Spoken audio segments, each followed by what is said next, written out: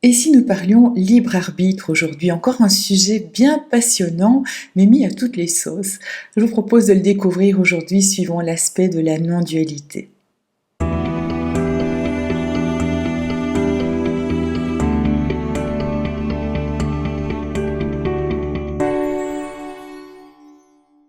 Bonjour à tous, je m'appelle Sandrine Dupuis, je suis artiste, thérapeute et accompagnante spirituelle et je me réjouis de vous retrouver aujourd'hui pour parler de ce thème du libre arbitre. Je suis très heureuse aussi de vous partager la publication de mon dernier ouvrage qui s'appelle Présence créatrice, qui est disponible dans toutes les librairies, aussi sur les sites internet. Ça parle de présence, ça parle de non-dualité, ça parle aussi de l'aspect créateur, de l'art et du lien que l'art peut être vis-à-vis de ce monde invisible, vis-à-vis des profondeurs de notre être et ce retour à notre nature profonde. Je vous invite à le découvrir, à me rencontrer lors des dédicaces qui sont annoncées sur mon site sandrinedupuis.fr et puis aussi de me partager vos retours, vos commentaires au sujet de cet ouvrage. Aujourd'hui, nous allons aborder le thème du libre arbitre. Et oui, je suppose que comme moi, on vous a appris que nous étions libres. Nous sommes libres de penser, nous sommes libres d'agir dans une certaine mesure, dans le cadre des lois par exemple de notre pays. Donc nous avons aussi une forme de liberté par exemple dans le choix de nos vêtements, de notre nourriture, des personnes que nous fréquentons, parfois aussi des études que nous allons mener ou du métier que nous allons choisir. Donc nous pensons qu'effectivement, nous sommes libres. Et si le libre arbitre n'était qu'une illusion? Ah, libre de décider vraiment? Libre de contrôler le cours de notre vie? Qui est ce nous qui choisit? Ça, c'est la bonne question à se poser. Avant de parler de liberté, de libre arbitre, la bonne question, c'est qui est celui qui choisit? Qui est ce nous? Qui est ce moi qui choisit? Dans la vision non duelle, il n'y a pas un moi séparé qui pilote notre existence. Il y a la vie qui se déploie. Il y a la conscience qui observe. Le personnage, lui, il croit choisir. Ah ben oui, on aime bien être le maître. On veut décider, on veut avoir raison, on veut s'affirmer. D'ailleurs, on y croit à tout ça. On croit vraiment qu'on contrôle la situation et quand elle nous échappe, quand elle semble nous échapper, eh bien, ça ne nous fait pas plaisir. Mais sur quelle base choisit-on vraiment? Bien, notre personnage, il ne peut faire des choix qu'avec une connaissance extrêmement limitée. Or, il faut la connaissance pour pouvoir choisir. C'est un petit peu comme un enfant à qui on demanderait de choisir entre une pomme et une poire. Tant qu'il ignore qu'il existe des mangues, des figues, des grenades et des centaines d'autres fruits, oui, il a l'impression de faire un choix. Mais c'est un choix extrêmement limité. Eh bien, c'est la même chose pour nous. Nous faisons exactement pareil. D'ailleurs, restez bien jusqu'au bout de cette vidéo car je vous promets un petit exercice que nous allons faire ensemble. Nous croyons faire des choix importants, alors que nous ne comprenons presque rien, ni au fonctionnement profond de la vie, ni aux mécanismes invisibles qui nous traversent, ni au mystère de ce qui précède la naissance ou qui suit la mort. Alors là, on peut vraiment se dire que c'est vrai, on ne sait pas grand-chose. C'est comme entrer dans un magasin où des dizaines de télévisions sont allumées en même temps. Imaginez-vous ça, chaque écran diffuse quelque chose de différent, c'est un autre programme. Nous pouvons poser notre regard sur un écran, mais on ne peut pas tous les regarder en même temps. Alors, on a l'impression de choisir ce que nous regardons. Mais en vérité, tous les écrans, ils sont déjà là. Ils sont allumés, ils sont une proposition qui nous est offerte. Et dans nos vies, c'est exactement la même chose. Une multitude de chemins existent simultanément. Et ce que nous appelons un choix est souvent simplement l'endroit où se pose notre attention.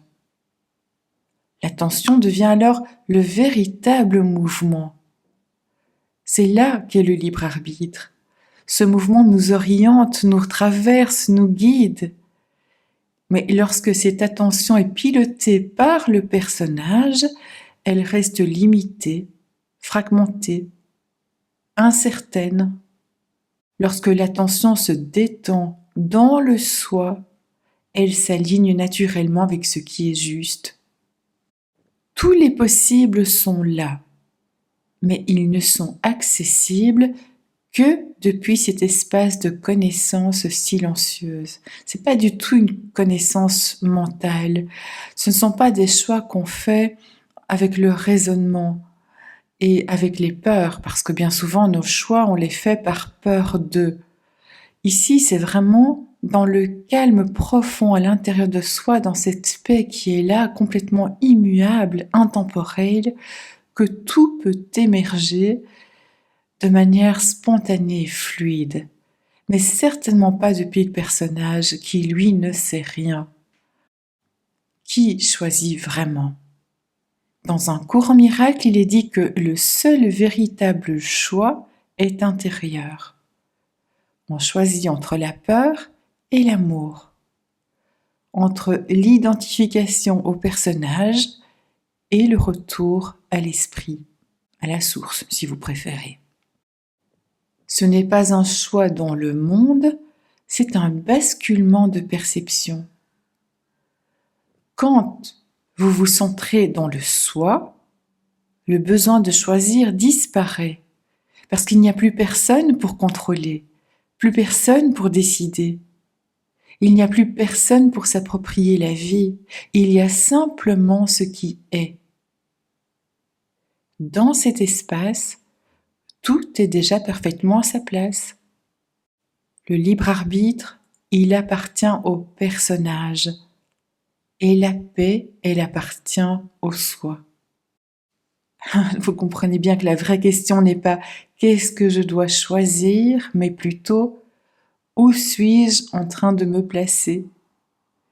Dans l'illusion du contrôle ou dans la confiance de l'être? Et si finalement, le plus grand acte de liberté était de ne plus chercher à choisir? Je vous invite à présent à faire cet exercice ensemble. C'est un exercice contemplatif.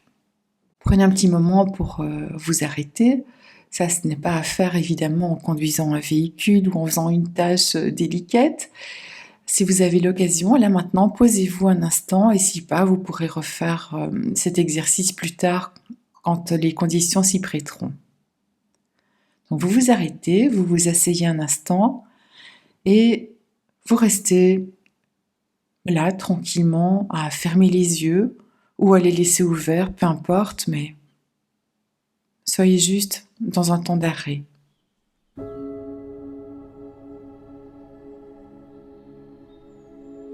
Et imaginez que vous êtes dans ce magasin rempli de télévisions. Toutes sont allumées en même temps. Chaque écran représente une possibilité. C'est une pensée, une émotion, une décision ou une direction de vie. Et observez tout simplement.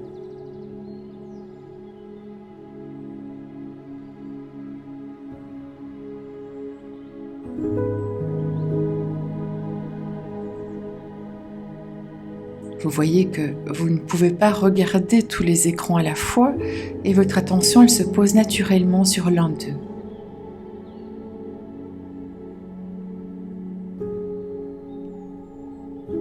Alors, qu'est-ce que vous êtes en train de regarder là? Est-ce que c'est une inquiétude, un désir ou bien une question à résoudre?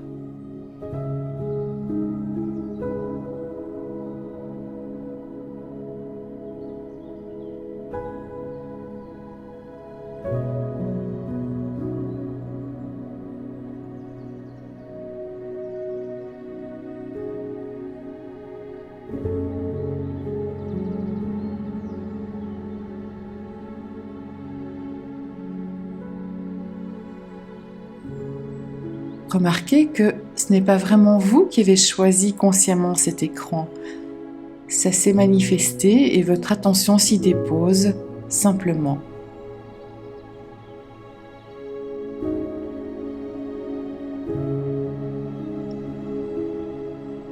Et maintenant, sans effort, élargissez légèrement votre perception.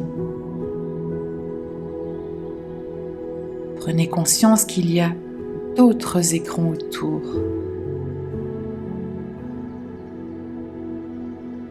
D'autres possibles, d'autres réalités déjà là.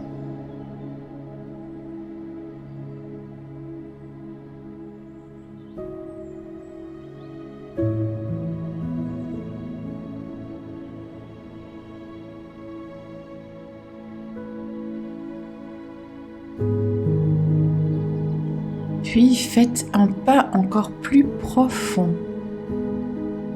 Au lieu de regarder les écrans, tournez votre attention vers ce qui regarde.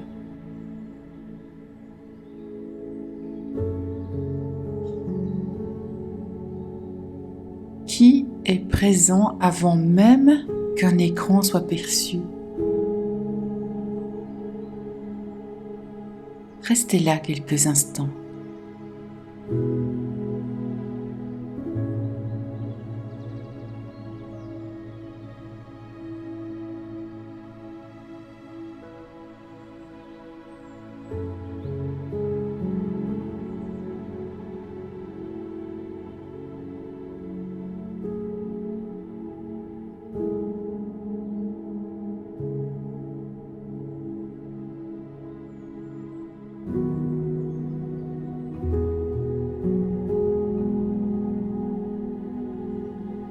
Dans cet espace, il n'y a rien à choisir, rien à contrôler, rien à décider.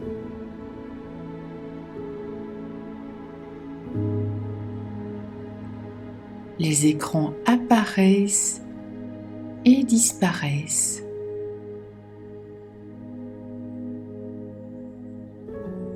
Et ce qui regarde est stable, silencieux, intact.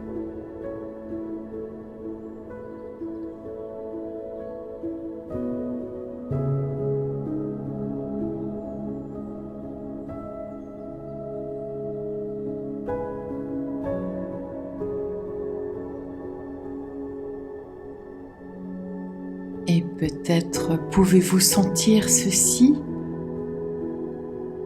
quand vous êtes centré ici. L'attention se pose d'elle-même là où elle doit se poser.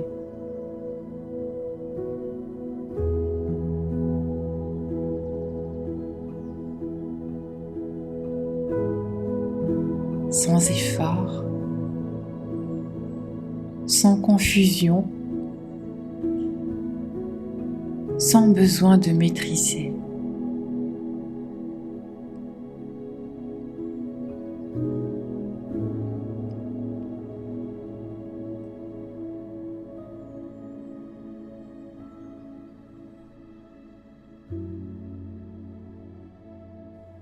Respirez.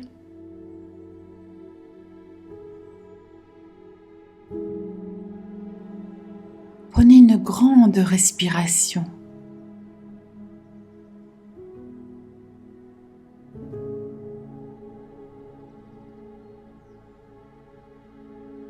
Puis doucement revenez.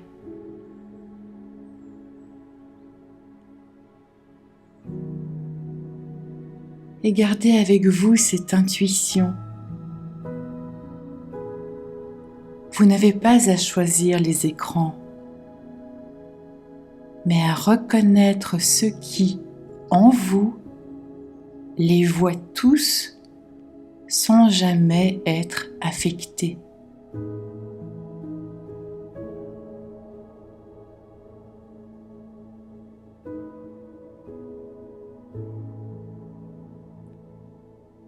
Ouvrez les yeux, faites quelques mouvements, respirez. Je reviens vers vous dans quelques instants pour clore cette vidéo.